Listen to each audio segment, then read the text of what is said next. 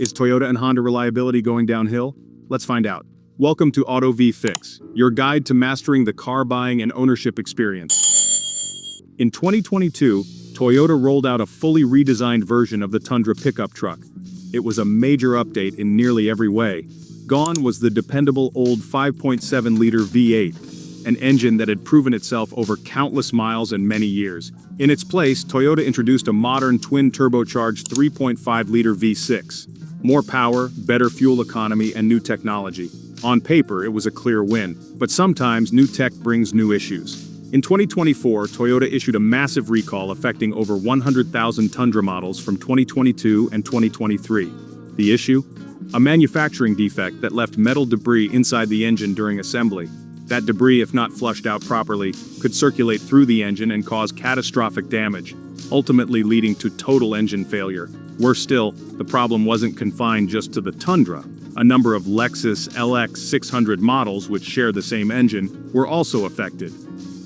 The Tundra wasn't alone. The Toyota Tacoma, another truck that had long enjoyed a reputation for rugged durability, also underwent a complete redesign. For the 2024 model year, Toyota introduced an all-new turbocharged 4-cylinder engine and an 8-speed automatic transmission. And just like the Tundra, the early signs weren't encouraging. Roughly 1,000 Tacoma owners began reporting problems with the transmission, mostly failure to engage gears, hard shifting, or outright breakdowns. The mileage? Often very low, sometimes under a few thousand miles. Toyota again responded quickly. A technical service bulletin, or TSB, was issued, and affected transmissions were replaced under warranty. Thankfully, this issue was far more limited in scale than the Tundra recall. Are Toyota's new drivetrains becoming more fragile? What both the Tundra and Tacoma issues highlight is a key trend. As automakers transition to more complex, high-tech powertrains, the risk of early failures increases. It's not unique to Toyota, every manufacturer faces this. But because Toyota's reputation is built on conservative engineering and slow, methodical change, the fact that these problems occurred was more shocking than if they had happened to, say, a domestic or European brand. Now let's talk about Honda. Honda, too, had its hands full in 2024. Several major recalls rocked the brand, the most notable involving one of their most widely used engines, the 3.5-liter V6. This engine powered a wide variety of models: the Honda Pilot, Ridgeline, Odyssey, and the Acura TLX and MDX, all produced between 2016 and 2020. The issue? Premature failure of the connecting rod bearings, an internal engine component that, if it fails, leads to complete engine destruction. Initially, around 250,000 vehicles were recalled. But later in the year, the situation escalated. A broader investigation was launched, encompassing nearly 1.4 million vehicles with that same engine. Let's zoom out and look at the big picture. Are Toyota and Honda still reliable? Yes, absolutely. But with a few important caveats. The recent recalls are real. The problems are real. But they are also isolated, specific to certain models, engine types, or production runs. They do not mean that every Honda or Toyota rolling off the line today is unreliable. It's important not to generalize. Just because the Tundra had issues doesn't mean the Corolla, Camry, or Ray V4 are also problematic. In fact, all three continue to score among the highest in Consumer Reports and J.D. Power reliability rankings. The same applies to Honda.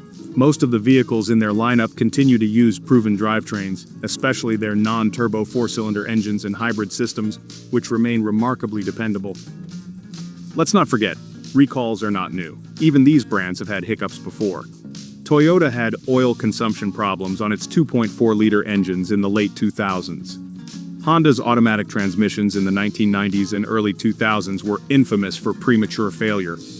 Both brands dealt with frame rust issues on trucks like the Tacoma and the Ridgeline. CVTs from both companies had early growing pains when first introduced in the 2010s. But over time they adapted, they improved, and their vehicles continue to lead the industry in long-term dependability. One of the strongest indicators of ongoing reliability is resale value. And here, both Toyota and Honda continue to dominate. Used car buyers are not sentimental, they're practical. They buy based on longevity, maintenance costs, and reputation. That's why a used Toyota Corolla or Honda CR-V can command thousands more than a comparable vehicle from another brand. It's also why Toyota and Honda continue to rank among the top in owner satisfaction surveys. When you ask real people who own these cars how they're holding up, the overwhelming response is still positive.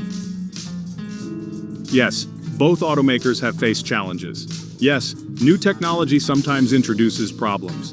But when you step back and look at the full picture, both Toyota and Honda continue to offer some of the most well-built, dependable, and long-lasting vehicles on the market.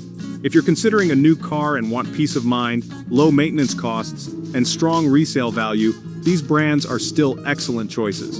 And remember, no automaker is perfect. Problems will happen. What matters is how those problems are handled. And in that department, Toyota and Honda are still leading the way. Thanks for watching. If you found this video helpful, make sure to give it a like and hit subscribe so you don't miss our next deep dive into the world of car buying and ownership. This is Auto V Fix. See you next time.